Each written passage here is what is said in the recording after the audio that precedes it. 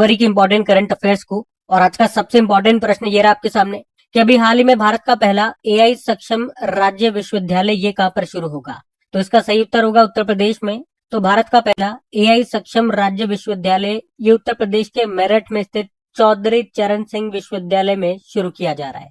मतलब यहाँ पे जो भी कामकाज है, जो भी पढ़ाई है, उन सब में एआई का इस्तेमाल होगा। ठीक है, तो याद रखना कहां पर, उत्तर प्रदेश के मेरठ में। कौन सा विश्वविद्यालय? चौधरी चरण सिंह विश्वविद्यालय में। अच्छा, यहाँ पे एआई से संबंधित कुछ इंपॉर्टेंट क्वेश्चंस मैं आपको रिवाइज कराऊंगा, लेकिन मेरठ की बात हो रही है तो ध्यान में रखना, मेरठ इसे अपने हस्त निर्मित यानी कि हाथों से गढ़ी गई कैंची के लिए ये प्रसिद्ध है और इसी कैंची को जीआई टैग में मिल चुका है। और अभी पिछले साल 2025 में बिहार के एक एग्जाम में ये प्रश्न पूछा भी गया था। इसको जीआई टैग मिला तो बहुत टाइम हो गया, लेकिन अभी पिछले साल ये एग्जाम में आया था। वैसे अभी मेरठ के 2025 में हमने पढ़ा था, मेरठ का एक वाद्य यंत्र है बिगुल, उसको भी जीआई टैग मिला था, ये भी ध्यान रखना।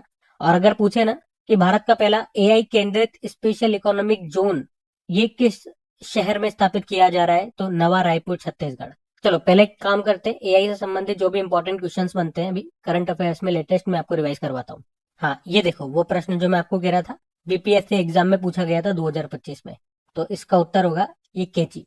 अब एआई मतलब देखो, एआई मतलब आर्टिफिशियल इंटेलिजेंस। याद रखना, एआई के फादर कहा जाता है जॉन मैकार्थी को, और एआई के गॉडफादर पूछेंगे तो जेफरे हिंटन को कहा जाता है।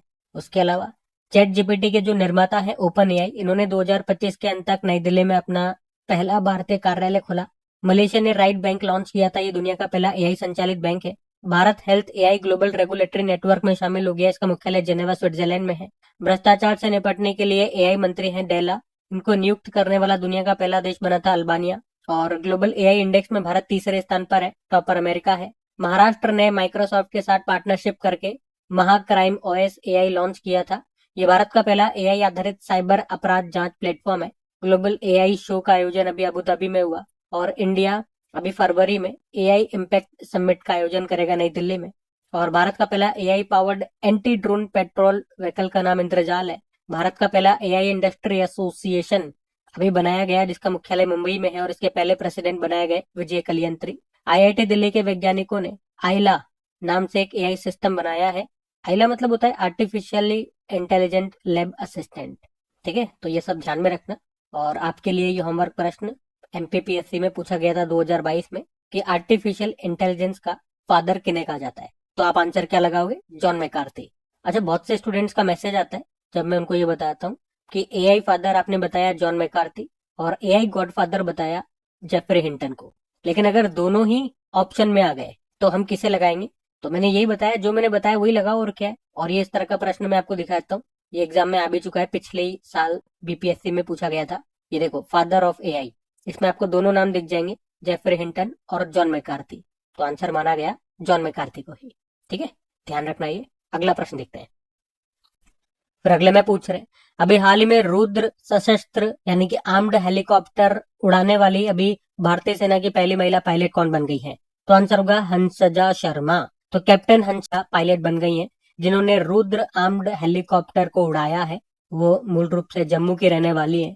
उनकी ट्रेनिंग हुई थी नासिक के combat army aviation training school में, जहाँ पे ट्रेनिंग के समय उन्होंने टॉप भी किया था और उन्हें सिल्वर चीता ट्रॉफी भी मिली थी। और ये ट्रॉफी पाने वाली भी वो अभी तक पहली महिला अधिकारी है, नाम है हंसजा शर्मा।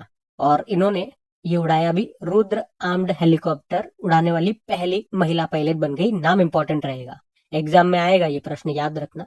ये जो रुद्र हेलीकॉप्टर है ना, इसको बनाया किसने है? हिंदुस्तान एरोनॉटिकल लिमिटेड कंपनी ने, जिसका मुख्यालय बेंगलुरु में है। और आप जानते हो ये हमारे 14वें नंबर की महारत्न कंपनी है। अच्छा, ऑप्शन देखो पहले।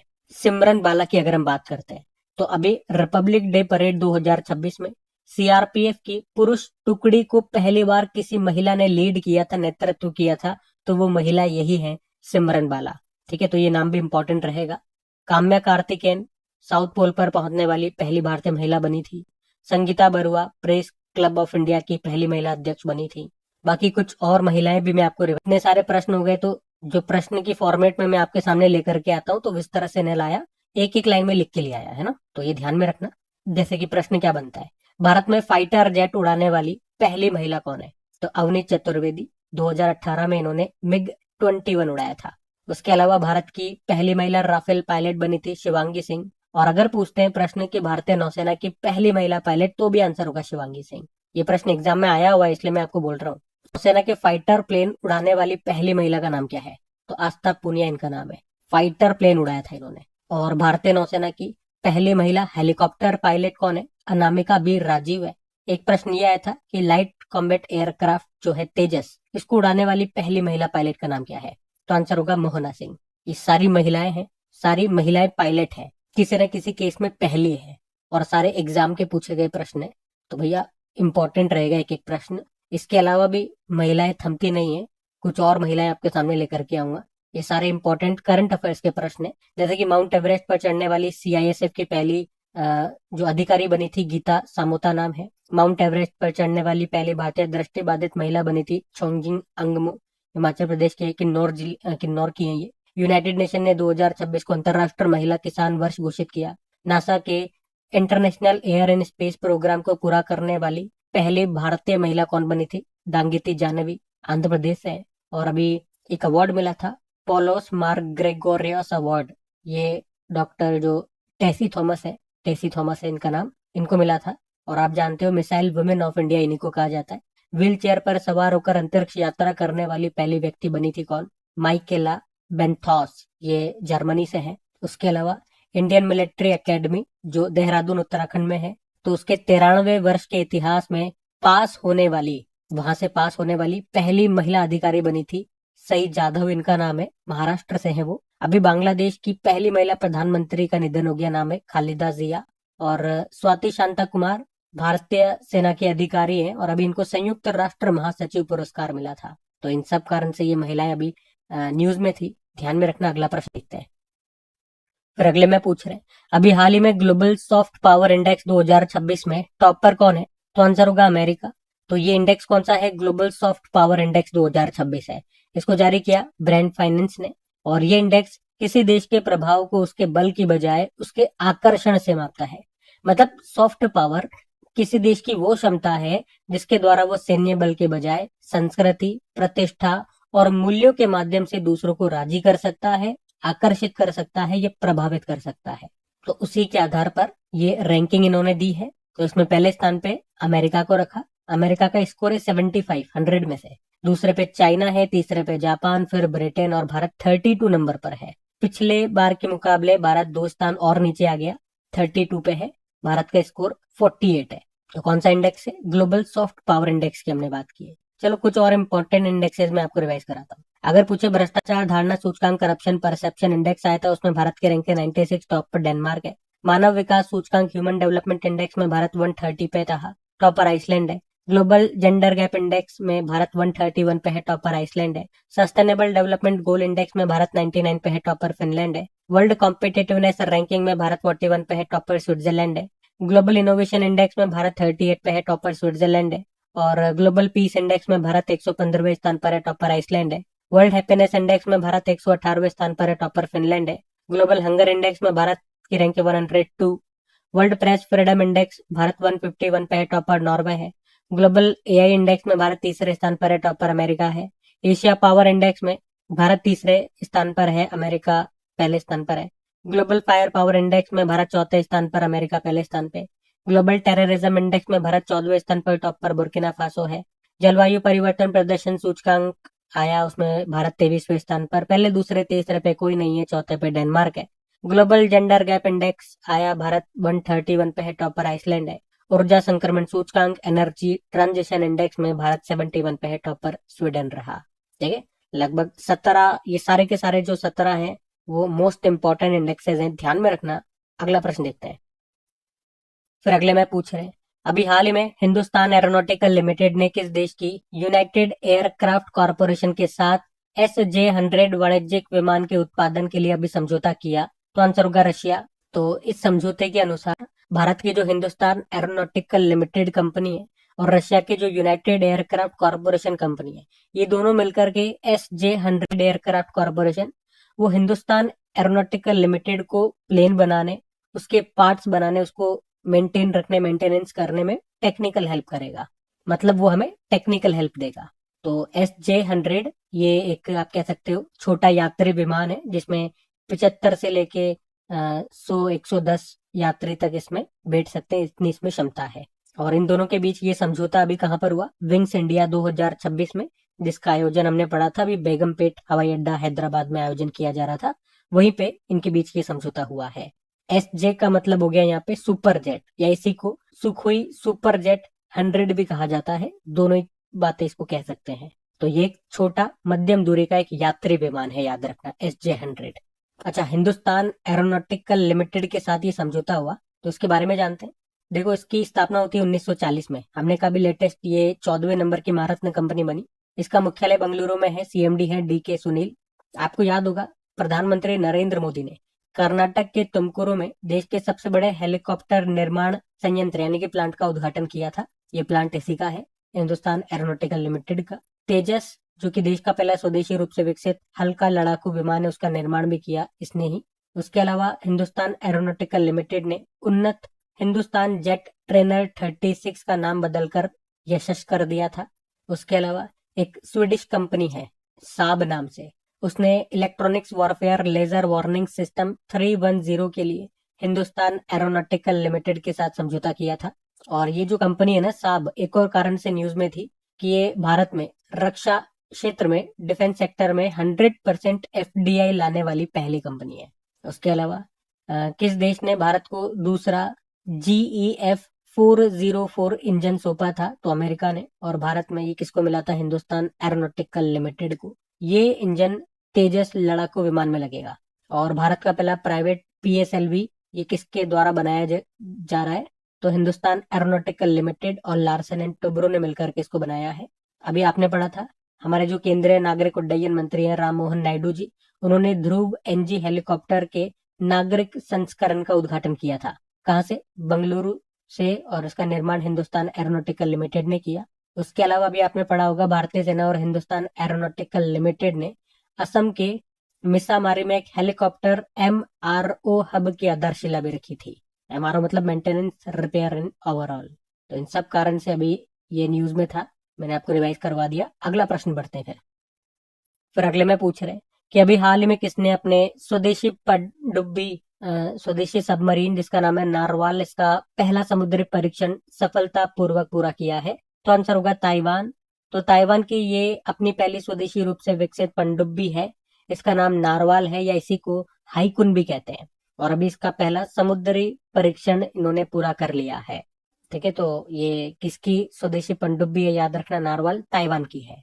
अच्छा, यहाँ पे कुछ और इम्पोर्टेंट पनडुब्बियों से संबंधित प्रश्न मैं आपको कराऊंगा, लेकिन उससे पहले ये दो प्रश्न आप याद रखना। एक तो ताइवान को पहले किस नाम से जानते थे?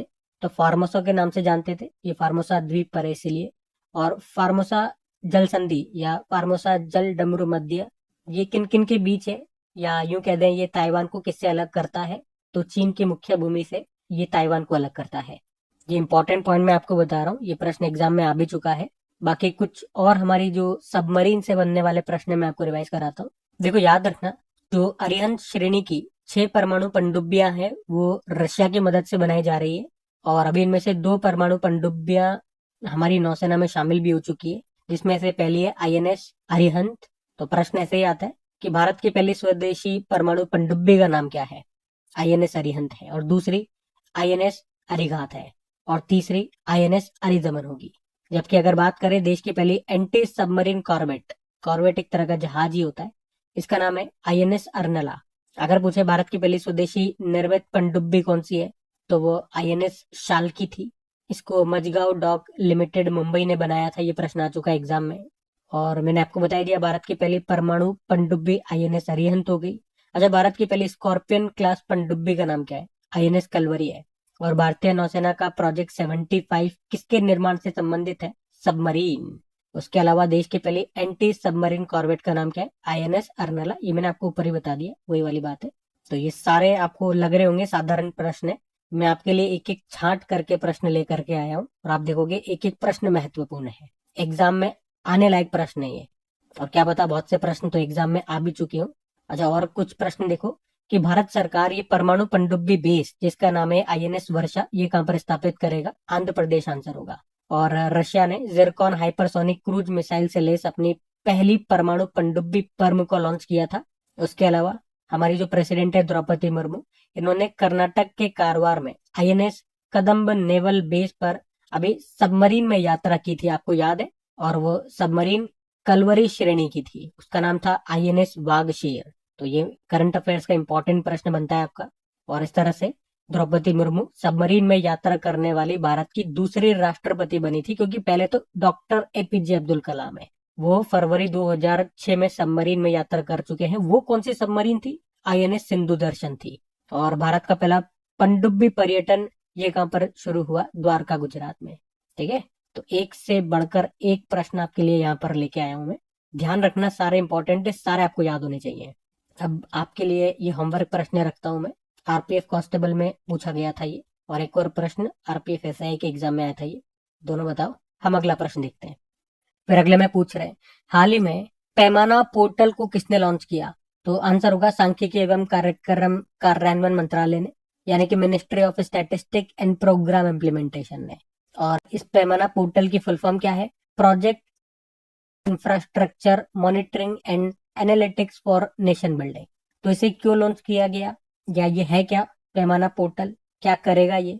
तो ऐसा कहा जा रहा है कि जो 150 करोड़ रुपए से अधिक के जो बुनियादी ढांचा परियोजनाएं होंगी, जो इंफ्रास्ट्रक्चर प्रोजेक्ट्स होंगे, जैसे कि सड़क बनाना, रेल बनाना, बिजली बनाना, जिनमें लागत आने वाली है 150 करोड़ रुपए से ज्यादा, तो उनकी ऑनलाइन निगरानी रखी जाएगी इस पोर्टल के माध्यम से। और ऐसा करने का उद्देश्य क्या है? परियोजनाओं में देरी को रोकना, पारदर्शिता ट्रांसपेरेंसी लाना, और रियल टाइम डेटा द्वारा तेजी से निर्णय लेना। ठीक है, तो पोर्टल को किस मंत्रालय ने लॉन्च किया, क्या उसका उद्देश्य है, वो तीनों बातें हमने देख ली है। अब कुछ और पोर्टल एप्लीकेशन न्यूज में रही थी, मैं आपको रिवाइज करवाता हूँ। एक कायका सेतु पोर्टल आया था, कर्नाटक ने इसको लॉन्च किया था। देखो कौन सा पोर्टल या एप्लीकेशन है वो यहाँ पे लिखा हुआ है, किसने लॉन्च किया यहाँ पे हम बात करेंगे, और किससे संबंधित है वो सब चीजें यहाँ पे लिखी हुई है। मैं ये दोनों बातें आपको बताऊंगा, आप जानना चाहते हो उसके बारे में तो यहाँ पे आराम से रीड कर सकते हो। बाकी गज रक्षक एप्लीकेशन को मध्य प्रदेश ने लॉन्च किया, ज्ञान भारतम पोर्टल को भारत सरकार ने, एसएनेट ऐप को भारतीय चुनाव आयोग ने, और प्रतिभा सेतु ऐप को संघ लोक सेवा आयोग ने, प्रवाह पोर्टल को आरबीआई ने, उम्मीद पोर्टल को केंद्र सरकार ने, सचेत एप्लीकेशन को राष्ट्रीय आपदा प्रबंधन प्राधिकरण नेशनल डिजास्टर मैनेजमेंट अथॉरिटी ने, एआई चैटबॉट सारथी को हरियाणा सरकार ने, ई सेहत एप्लीकेशन को जम्मू कश्मीर ने, और राइज एप्लीकेशन को उत्तर प्रदेश ने लॉन्च किया। ठीक है, सब ध्यान में रखना। अगला प्रश्न देखते हैं। फिर अगले में पूछ रहे हैं कि भारत में शहीद दिवस कब मनाया जाता है? तो आंसर होगा 30 जनवरी को। तो भारत में 2 बार हम शहीद दिवस के रूप में मनाते हैं। एक तो ये 30 जनवरी को मना रहे हैं। क्यों 30 जनवरी को? क्योंकि 30 जनवरी 1948 को नाथुराम गोडसे ने महात्मा गांधी जी को गोली मार करके उनकी हत्या कर दी थी, इसीलिए 30 जनवरी को ये दिन मनाते हैं। और एक शहीद दिवस हम 23 मार्च को मनाते हैं, क्योंकि 23 मार्च 1931 को हमारे जो 3 वीर थे, भगत सिंह, सुखदेव और राजगुरु, इनको फांसी दी गई थी। तो एक तो 23 मार्च और 30 जनवरी को हम शहीद दिवस के रूप में मनाते हैं। अच्छा, एक और बात याद रख लो यहाँ से कि भारत में 30 जनवरी को हम कुष्ठ रोग दिवस के रूप में भी मनाते हैं, या इसको कई जगह कुष्ठ रोग विरोधी दिवस भी कहा जाता है। अच्छा, 30 जनवरी को ही क्यों मनाते हैं फिर ये? क्योंकि महात्मा गांधी जी ने कुष्ठ रोगियों की निस्वार्थ सेवा की थी, इसीलिए भारत में इस दिन को उनके सम्मान में चुना गया 30 जनवरी को ही। जबकि दुनिया भर में जो वर्ल्ड लेप्रोसी डे होता है, कुष्ठ रोग को लेप्रोसी कहते हैं, तो दुनिया भर में जो वर्ल्ड लेप्रोसी डे होता है वो जनवरी के आखिरी संडे को होता है। तो ये कोई फिक्स नहीं होता, ये डे ऊपर नीचे हो सकता है। तो इतना सा याद रख लो, जनवरी के लास्ट संडे को मनाते हैं दुनिया भर में वर्ल्ड लेप्रोसी डे। लेकिन भारत में जो कुष्ठ रोग दिवस होता है वो फिक्स है, वो 30 जनवरी को ही होगा। और कुष्ठ रोग से मैं आपको 2-4 बातें बता दूं कि भारत को कुष्ठ रोग मुक्त बनाने का जो लक्ष्य है 2027 है, और कुष्ठ रोग इसको हैंसन रोग के नाम से भी जाना जाता है। और ये जो कुष्ठ रोग है ये माइकोबैक्टीरियम लेप्री नामक जीवाणु के कारण होने वाला एक संक्रामक रोग है। तो याद रखना किससे होता है? माइकोबैक्टीरियम लेप्री नाम का एक जीवाणु है, यानी कि बैक्टीरिया है, उससे होता है। एक संक्रामक रोग है ये, मतलब फैलने वाला है एक दूसरे से दूसरे में। ठीक है, तो ये ध्यान में रखना, कई बार यहाँ से भी स्टैटिक में से भी प्रश्न आ जाता है। अब ये डे वाला प्रश्न है, तो कुछ इंपॉर्टेंट डेज, मतलब इंपॉर्टेंट क्या, जनवरी के जो भी, जनवरी खत्म हो गया ना, तो जनवरी के एक बार लास्ट टाइम देख लो, पूरा जनवरी के सारे इंपॉर्टेंट डेज मैं आपको रिवाइज करा रहा हूँ, क्योंकि अब से हम फिर फरवरी के डेज रिवाइज करा करेंगे। तो हो सके तो मेरे साथ साथ बोलने की कोशिश करना।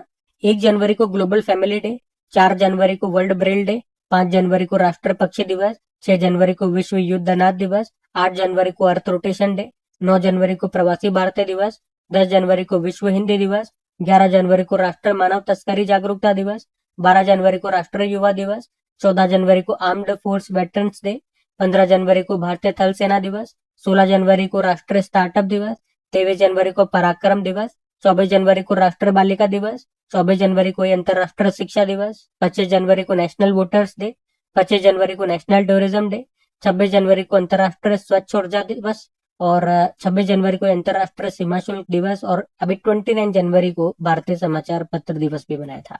ठीक है, तो ये सब ध्यान में रखना। अगला प्रश्न देखते हैं। फिर अगले में पूछ रहे हैं, अभी भारत ने 2026-27 के लिए किस राज्य के लिविंग रूट ब्रिज को यूनेस्को वर्ल्ड हेरिटेज सूची में शामिल करने के लिए अभी नामांकन जमा किया है? तो ये आपको मिलेगा मेघालय में। तो अभी भारत ने मेघालय के जिंग किएंग जरी इसको 2026-27 के लिए यूनेस्को विश्व धरोहर सूची में शामिल करने के लिए अभी नॉमिनेट किया, नामांकन किया है। तो क्या है ये जिंग क्रिएंग जरी? तो ये मेघालय के खासी और जैंतिया जो ट्राइब्स है उनके द्वारा रबड़ के पेड़ों की जड़ों को प्रशिक्षित करके बनाया गया एक जीवित पेड़ पुल है, लिविंग रूट ब्रिज है और इसको बनाने में ही लगभग 10 से 15 साल लग जाते हैं। ऑब्वियस सी बात है क्योंकि पेड़ों की जड़ों से ये बन रहा है, तो जड़ें तो एकदम से तो बड़ी नहीं हो जाएगी, धीरे धीरे बढ़ती जाएंगी, तो टाइम तो लगेगा और धीरे धीरे उनको आकार भी देते जाओ, वो धीरे धीरे बढ़ती जाएंगी और इस तरह से बहुत समय लग जाता है, सालों लग जाते हैं। तो धैर्य भी बहुत रखना पड़ता है, लेकिन जब ये एक बार बन जाएंगे तो जिस तरह से हम देखते हैं जो कंक्रीट के बने हुए पुल होते हैं वो समय के साथ कमजोर हो जाते हैं, लेकिन यहाँ पे उल्टा होता है, ये समय के साथ मजबूत होते हैं। तो मेघालय के 70 से ज्यादा गांव में फैले ये पुल स्थानीय पारिस्थितिकी तंत्र का हिस्सा है। ये टिकाऊ बुनियादी ढांचे के बेहतरीन उदाहरण है जो मानव और प्रकृति के बीच के संबंधों को दर्शाते हैं और अभी इन्हीं को यूनेस्को विश्व धरोहर सूची में शामिल करने के लिए हमने नामांकन जमा कर दिया है। आपको याद होगा अभी कल ही मैंने आपको डिटेल में यूनेस्को के बारे में सारे इंपॉर्टेंट प्रश्न करवाए थे, मेघालय भी कल मैंने आपको रिवाइज कराया था। ठीक है, तो आज हम अगले प्रश्न की ओर बढ़ते हैं और ये देखो आपके लिए एक होमवर्क प्रश्न आ गया। एसएससी सीएचएसएल में पूछा गया प्रश्न 2023 में, लिविंग रूट ब्रिज कहाँ पर पाए जाते हैं बताओ। हम अगला देखते हैं। अच्छा चलो एक काम करते हैं, यूनेस्को को देख ही लेते हैं एक बार। तो यूनेस्को मतलब united nation educational scientific and cultural organisation. स्थापना होती है 1945, headquarter Paris France, director general है खालिद अल नैनी जो इजिप्ट से हैं और याद रखना यूनेस्को में भारत के स्थायी प्रतिनिधि कौन है? विशाल वी शर्मा है। वैसे अभी भारत में टोटल आप देखोगे तो टोटल हमारी वर्ल्ड हेरिटेज साइट्स कितनी है? 44 है। 44 नंबर की थी भारत के मराठा सैन्य परिदृश्य, 2025 में इनको शामिल किया था। उससे पहले 2024 में भी एक ही शामिल हुआ था, मोहिदम जो अहोम राजवंश के टीला दफन प्रणाली है, असम में आपको मिलेंगे। 44 में अगर आप देखोगे तो 36 तो सांस्कृतिक धरोहर है, 7 प्राकृतिक धरोहर है और एक मिश्रित यानी कि मिक्स्ड हेरिटेज है। ठीक है, तो इतना ध्यान में रखना। अगला देखते हैं अभी। फिर अगले में पूछ रहे हैं कि 31 जनवरी 2026 को राष्ट्रीय महिला आयोग का अभी कौन सा स्थापना दिवस मनाया गया? तो आंसर होगा 34वां। तो अभी 31 जनवरी 2026 को नेशनल कमीशन फॉर वुमेन राष्ट्रीय महिला आयोग का अभी 34वां स्थापना दिवस मनाया गया। राष्ट्रीय महिला आयोग की बात करते हैं तो एक बात तो ये याद रखना कि राष्ट्रीय महिला आयोग में केंद्र सरकार के द्वारा नियुक्त अध्यक्ष सहित 7 सदस्य होते हैं। ये एक स्टैच्यूटरी बॉडी है और ये महिला एवं बाल विकास मंत्रालय के अंतर्गत काम करती है। इसकी स्थापना 31 जनवरी 1992 में हुई थी। मुख्यालय नई दिल्ली में मिलेगा। इसकी पहली अध्यक्ष का नाम था जयंती पटनायक। इसमें जितनी भी अध्यक्ष होंगी वो सब महिलाएं ही होंगी। तो पहली अध्यक्ष जयंती पटनायक थी और वर्तमान में अध्यक्ष कौन है? विजया किशोर रहाटकर है। और इससे 2-3 प्रश्न आपके बनेंगे करंट अफेयर्स के कि अभी यशोदा एआई अभियान को लॉन्च किया था राष्ट्रीय महिला आयोग ने ही, जिसका काम क्या था? महिलाओं में एआई लिटरेसी और डिजिटल अवेयरनेस फैलाना। और अभी इस आयोग ने ही नारी 2025 रिपोर्ट को जारी किया था और उसमें बताया था सबसे सेफ सिटी कौन सी है? मुंबई है। अब ये राष्ट्रीय महिला आयोग से संबंधित कुछ प्रश्न आपके लिए हैं, होमवर्क प्रश्न है। मध्य प्रदेश के एग्जाम में ये प्रश्न आया था, बताओ इसका उत्तर क्या होगा। और ये एक और प्रश्न लो, मध्य प्रदेश पुलिस में पूछा गया था ये। पहले अध्यक्ष का नाम आपसे पूछ लिया, बताओ भैया। और अब ये 2025 में ही आरआरबी एनटीपीसी एग्जाम में पूछा गया था। आराम से वीडियो को पॉज करो, प्रश्न को समझो, उत्तर लगाओ। हम अगला प्रश्न देखते हैं। फिर अगले में पूछ रहे हैं अभी हाल ही में किस भारतीय टीम के पूर्व कोच माइकल नॉप्स का भी निधन हो गया? तो ये संबंध है इनका हॉकी से। मतलब भारतीय पुरुष हॉकी टीम के पूर्व कोच रहे थे ये माइकल नॉब्स, और इन्हीं का भी निधन हो गया। वे कहाँ से बिलोंग करते थे, किस देश से, तो ऑस्ट्रेलिया। वे 2011 में भारतीय पुरुष हॉकी टीम के हेड कोच बने थे, और उनके मार्गदर्शन में ही भारत ने 2012 के लंदन ओलंपिक के लिए क्वालिफाई किया था। ठीक है, तो उनका निधन हो गया। और आप जानते हो वैसे अभी, हाँ ये भी एक अच्छा, अभी लेटेस्ट ही दो देखो जनवरी 2026 में हमने पढ़ा कि भारतीय महिला हॉकी टीम के भी नए कोच बने। कौन? सोजर्ड मारिजन है, वे नीदरलैंड से हैं। वैसे भारतीय पुरुष हॉकी टीम के वर्तमान में कोच क्रेग फुलटन है, साउथ अफ्रीका से। और ये प्रश्न तो एग्जाम में पूछा भी जा चुका है। ठीक है, बाकी निधन वाला प्रश्न है, तो निधन वाले ही कुछ इंपॉर्टेंट प्रश्न मैं आपको रिवाइज कराऊं। एक भारतीय मूर्तिकार थे रामवी सुतार, इनका भी 100 वर्ष की आयु में निधन हो गया। महाराष्ट्र से थे। पद्मश्री 1999 में मिला। पद्म भूषण 2016 में महाराष्ट्र का सर्वोच्च नागरिक सम्मान महाराष्ट्र भूषण भी मिल चुका है। मेहर कास्टेलिनो 1964 में भारत की पहली मिस इंडिया का खिताब इन्होंने जीता था, मुंबई से थी। विनोद कुमार शुक्ल हिंदी साहित्यकार थे, और अभी 2024 के लिए उनको 59 नंबर का ज्ञानपीठ पुरस्कार दिया गया, और वह अवार्ड पाने वाले छत्तीसगढ़ के पहले साहित्यकार थे। बांग्लादेश की पहली महिला प्रधानमंत्री खालिदा जिया का निधन हो गया। पर्यावरणविद माधव गौडगिल का निधन हो गया, वे महाराष्ट्र से थे। उनकी ऑटोबायोग्राफी याद रखना, वॉक अप द हिल। बाकी 2024 में संयुक्त राष्ट्र का champions of the earth award भी इनको मिल चुका है। और पूर्व वर्ल्ड बिलियर्ड चैंपियन थे मनोज कोठारी, इनका भी निधन हो गया, कोलकाता से थे। अभी ब्रिटिश भारतीय पत्रकार और बीबीसी इंडिया ब्यूरो के पूर्व प्रमुख सर मार्क टली का भी निधन हो गया। वॉइस ऑफ इंडिया उनको कहा जाता था, भारत की आवाज। ठीक है, तो ये सभी इंपॉर्टेंट नाम थे, ध्यान में रखना। बाकी ये थी आज की हमारी करंट अफेयर्स की क्लास। तो कमेंट करके जरूर बताना आप लोग सेशन आपको कैसा लगा।